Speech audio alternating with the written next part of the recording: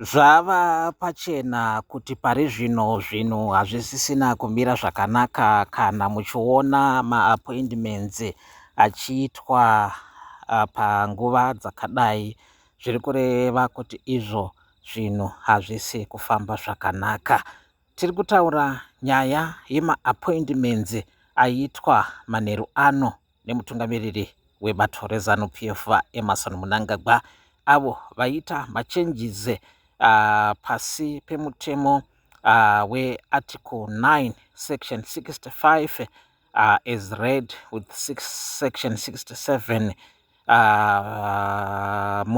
mutemo webato reZANU-PF uri kukotwa ipapapa, wakotwa in reference naFirst Secretary webato reZANU-PF comrade Dr. Emmerson Dambudzo Mnangagwa, avo vatora masimba, vashandisa masimba avainavo semutungamiriri webato reZANU-PF kuita machanges mudare rePolitburo.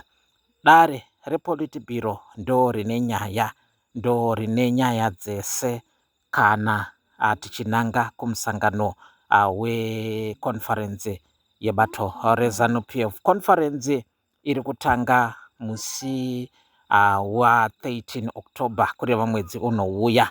Naizvozvo machanges aya ari kuratidza kuti aafekta vaObert Mpofu vanova Secretary General webato reZANU-PF.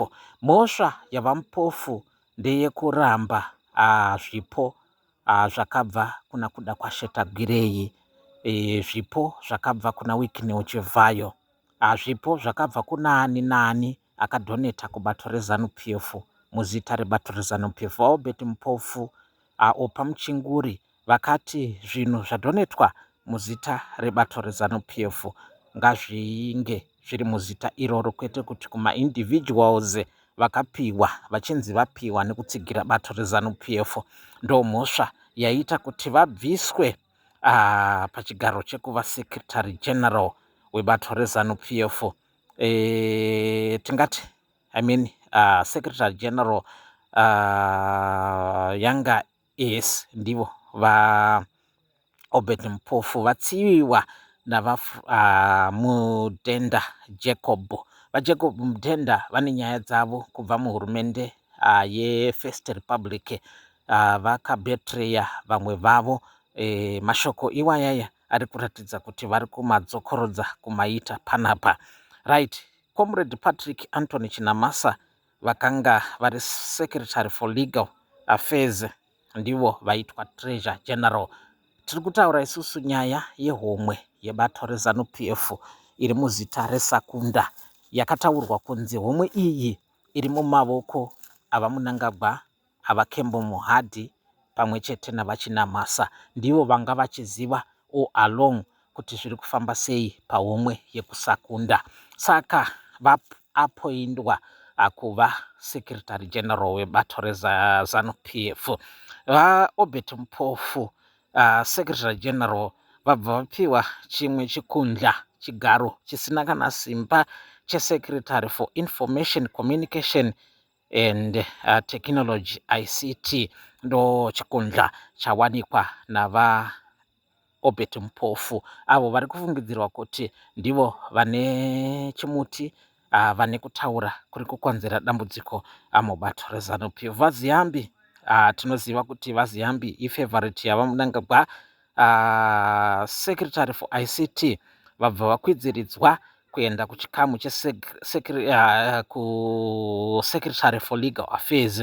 Izvi zviri kugadzirirwa musangano uri kuitwa mwedzi unouya, musangano weconference ichaitirwa kumaNicaland. Naizvozvo vari padhuze neni ndivo ngavavuye padhuze neni, vasingade nezvangu ngavaende kachana.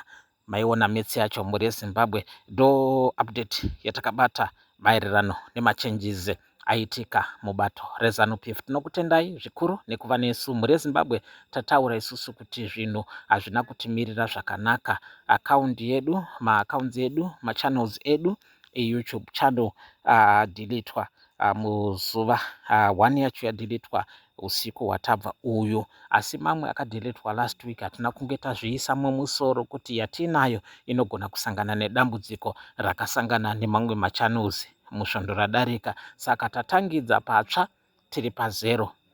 Support yenyu yakatikoshera zvikuru kuti tirambe tichikupai mabreaking stories akaita seiyoyi yatinayo panguva ino. Tinotenda muve neusiku hwakanaka.